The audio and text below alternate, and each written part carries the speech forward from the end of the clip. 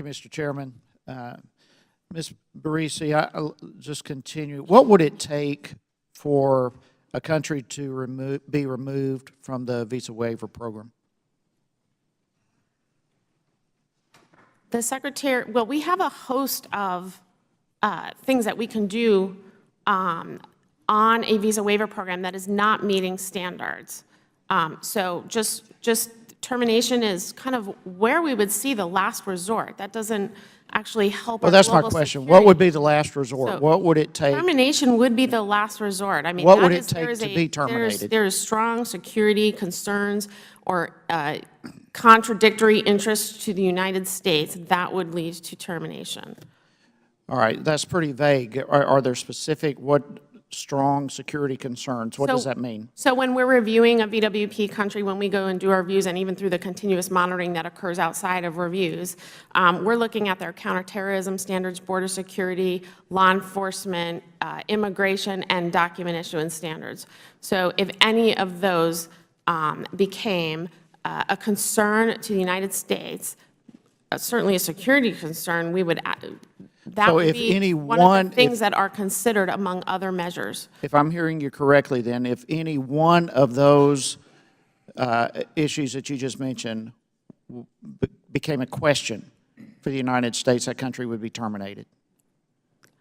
Well, that there's a big scale of whether something becomes a concern and whether it, you know, is well, you just said if any of these were a concern, they'll be removed. Is that not what you're saying now? Well, if something becomes a concern and it is in the interest of the United States to work with the countries and raise the security standards. So we have other measures besides termination, and there's suspension and there's provisional status, and we also have the ability to lower ESTA validity period, which is okay. Well, let's move on. I have several questions. Lower. Has removal ever taken place? Has termination taken place? Yes, sir. How often? We have done it twice since 2000. Okay, so it's happened twice. Is there a penalty for a country that fails to share information with regarding individuals who may pose a threat to the United States? We can take a host of actions on a country that isn't sharing, but all the countries. So there is a penalty. Well, we have, what I'm saying is there are lots of things we can do, and I've named some of them. We can change an ESTA period, we can put a country on provisional status, we can suspend a country, or we can terminate a country.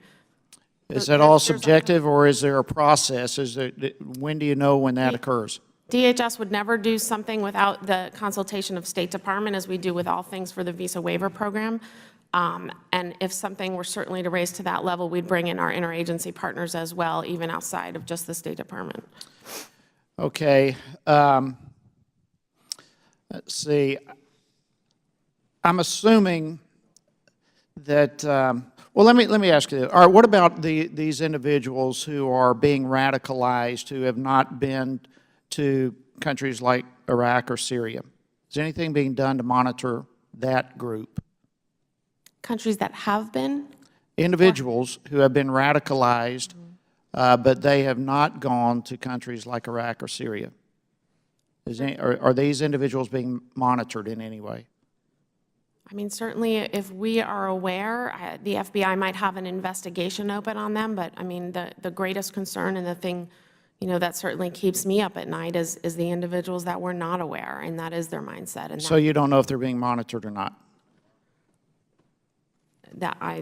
You don't know? I don't know the answer. Okay, I'm assuming you don't know how many passports are reported stolen each year.